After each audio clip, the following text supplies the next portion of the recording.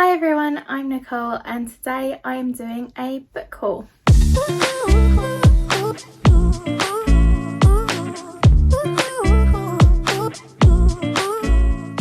Okay, if you hear any background noise, I'm really sorry. I have to have my window open today because it is just way too hot. I'm actually so excited because not only do I have new books, but I have new hair. Oh my god. I look like I've been punched in the face. Okay, to start off this book haul, I need to refer back to another video I did in which I wanted to read the Alice Oseman books on my shelf before I could buy Heartstopper. That was pretty much the whole point of the video. And I'm very pleased to say that I did buy Heartstopper. I did. In fact, I did one better. Or six. If I'm being completely honest, I have no idea which order I'm supposed to read these in. So from what I do know, I think the characters in Heartstopper first appear in Solitaire. So I figured I should probably read this one before I read the Heartstopper books. And then I figured if I did that, I should probably read the novellas. Is this all just an excuse to buy more books? Possibly. But in any case, the first book that I have to show is Solitaire. I honestly have no idea what this is about, but from what I can tell with this book, we follow a young girl named Tori. Sounds like she likes blogging and sleeping. I can relate, but from the sounds of it, it sounds like she's lost all of her friends, and there's something called Solitaire. I don't know what Solitaire is, and this guy called Michael. I don't know who Michael is. I am curious about this book because none of her other books have a main character with a romantic relationship. So, and for like any other author, I'd read the line, I don't know what Solitaire are trying to do. I still don't know who Solitaire are. And I don't care about Michael Holden. I really don't. And any other author blurb or whatever, I'd read that and I'd be like, okay, Michael's like the one. But yeah, with this one, I honestly don't know. So that intrigues me. But yeah, that is the first book that I have to show you. The next books I have are This Winter and Nick and Charlie. I'm assuming Nick and Charlie are the characters from Heartstopper. Like I said, I don't know which order I'm meant to read these in. I don't know whether I read Solitaire, then the Heartstopper books, then these, or somebody tell me because I literally have no idea. This one sounds like it's based around Christmas, and this one seems like one of them's going off to university, but I don't know about it because I don't know about any of the other books, so I've got to stop reading about it. And then we have, of course, the first 3 volumes of Heartstopper. Should I have stopped at 1? Probably. Did I? Clearly not. So I'm just going to put 1 and 2 down. No, I'm going to put 2 and 3 down because I don't want to know yet. So from what I've heard about this one, it's just like really cutesy, which from the back it literally says boy meets boy, boys become friends, boys fall in love. And if it's like that simple, then I get it. It does sound like a really cute, fluffy story. I don't normally read graphic novels, but I am here to try this one. I read a graphic novel last month and I really enjoyed it, so I wanted to start reading more, and this is the one that I hear everybody rave about, so I figured if I was gonna start anywhere, I would start here.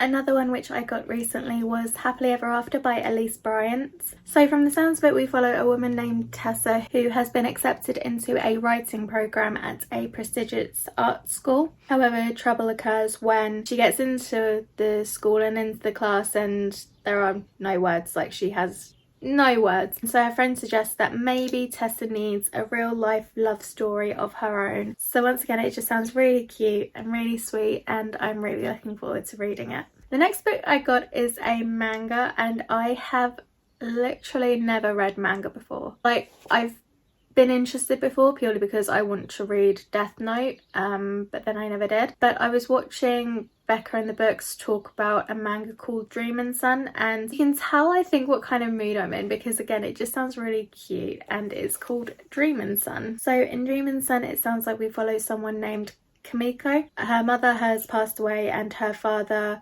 has remarried, but it seems like he and the stepmother only really care about their new baby. So she runs away and runs into this person who says that he will offer her a place to stay on 3 conditions. 1 is she must tell him why she ran away from home.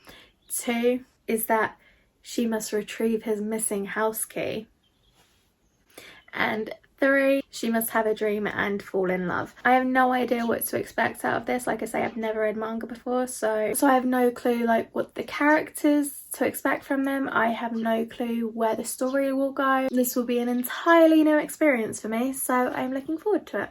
Then we have The Black Flamingo by Dean Atta. I really don't know much about this, but just from the back it sounds like we're following somebody named Michael, who I suppose is hiding a part of himself. From what I've heard other people say when they talk about this book, Michael is mixed race and he is gay, and again I haven't read it so I don't know, but it sounds like maybe he's trying to find himself and figure out who he is and embrace that. The next book is Mina and the Undead by Amy McCall. I saw this being spoken about by Jodie on Jodie's channel. I think she used to be Vanilla Moon. But yeah, she was reading this book and she seemed to really enjoy it without even looking anything up. Like, you can tell this is like vampires. I feel like it's been such a long time since I've read anything with vampires, so I'm really looking forward to it. I will say I don't know if there are any actual vampires in this book. Mina goes back to visit her sister in New Orleans and she's really excited. She loves like horror stuff, so she's excited to do all like the vampire tours and haunted houses, and she actually gets a part-time job, I think at a haunted house, sorry, at a horror movie mansion. She meets someone who she kind of likes, but then everything is shattered when she stumbles across the body of a girl and she has puncture marks in her neck. I'm really interested to see if this one will err on the side of like supernatural or if it'll be like humans being evil. I think that'll be really interesting, so I'm really looking forward to it. The next book that I got is My Sister the Serial Killer by Okinyem Brathwaite. I have seen so many people talk about this book for years, so obviously in the title it's like made clear like My Sister the Serial Killer, and it sounds like her sister killed her boyfriend and asked her to help cover it up kind of thing, and then it just kept happening like over and over, and then it just so happens that her sister gets together with somebody that she actually likes and she's terrified that she's going to kill him. So that's all I know really of this book. I don't know the ins and outs of it. I don't think it gives anything away because I haven't read it yet, and that's what I know of it, and that's what kind of made me interested to read it. The next book is To All the Boys I've Loved Before by Jenny Han. Of course, this is another one which I think everyone has talked about everywhere. I don't know anyone except me who hasn't read this book by this point. I must admit there was a point where I was just like, I don't know if this one's for me, like, because I know like the premise, isn't it, like she writes letters to all the people that she has crushes on but she doesn't send them, but then they get sent out anyway, and I was like, yeah, I don't know if that's for me really. I had so many people raving about it, and obviously there's a Netflix show, and you know, she bakes, which I think is cute, and I just caved. I caved and I bought it, and that I think there is an element to this one for me that I want to see why everyone's raving about it. I just want to be involved.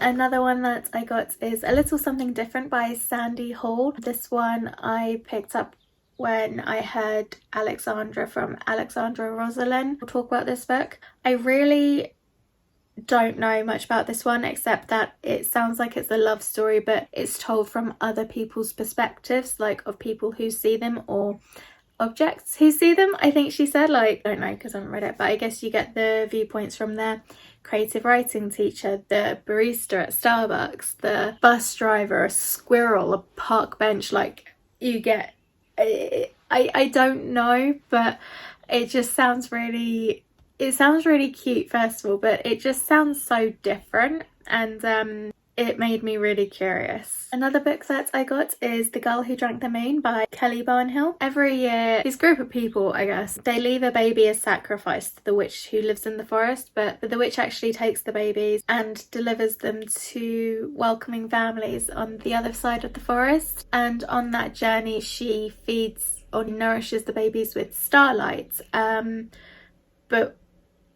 on one occasion, she accidentally feeds the child Moonlight, giving this ordinary child extraordinary abilities. That's all I really know about this book. I guess that's all I want to know about this book. It sounds magical and I'm really curious as to where it goes. The next one is Get Alive Chloe Brown by Talia Hibbert. The Brown sisters books have been all over BookTube and I have been so curious because they have been so raved about. But in this particular book, it seems like we follow a girl named Chloe who is chronically ill and is described as a computer geek. She has a plan, list, goal, literal action plan type thing to get a life, and to help her do that she enlists Redford Red Morgan. I think this is going to be really cute. It literally says on the cover like love wasn't on her to-do list, so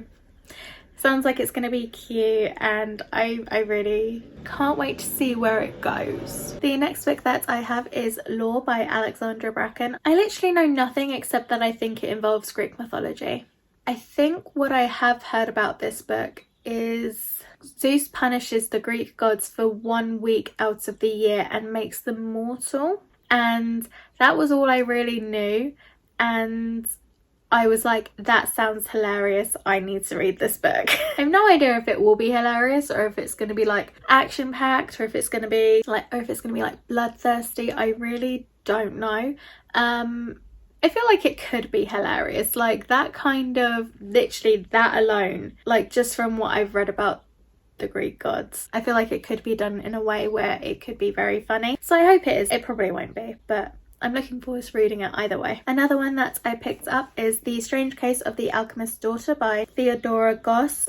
This one, I think I remember it being recommended on Meg from Meg with Books and Riley from Riley Marie. It was either one of the two or both of them, I really can't remember, but I'm sure I remember at least one of them talking about this book and raving about it. I really don't know what to expect. From the sounds of it, we follow Mary Jekyll, who is alone and penniless after her parents' death, and she finds a clue which could lead her to Edward Hyde, who killed her father, Jekyll Hyde. And then Sherlock Holmes and Dr. Watson get involved, and I see the names Christine Moreau and Justine Frankenstein, and I'm just like, what is this book?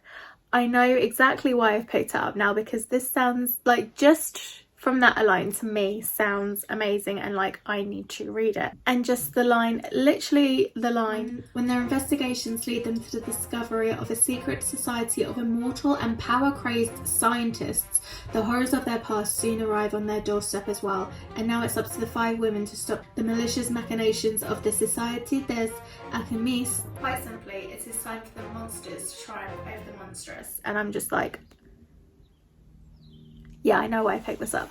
The last one that I have is The Space Between Worlds by Micah Johnson. This one I picked up, I think, when I saw Jessie from Jessie the Reader talking about it.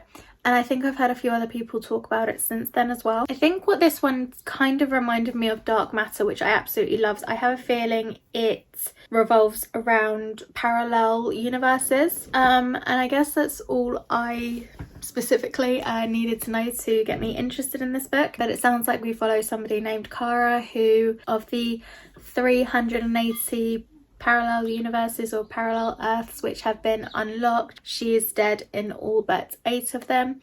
It sounds like you can't travel to a parallel universe in which you have a counterpart, but in one world she dies under mysterious circumstances, and I suppose the story goes from there. So that is a wrap. That is all of the books that I have bought recently. But yeah, if you have gotten through all of this, thank you so much for watching. If you have read any of these books, please let me know what you think, or if you are wanting to read any of these books, let me know. It'd be really cool to hear what you think and what you're excited about. If you enjoyed any of this, like, comment, subscribe, whatever you want to do. If you want to do it, thank you so much for watching, and I will catch you in the next one. Bye!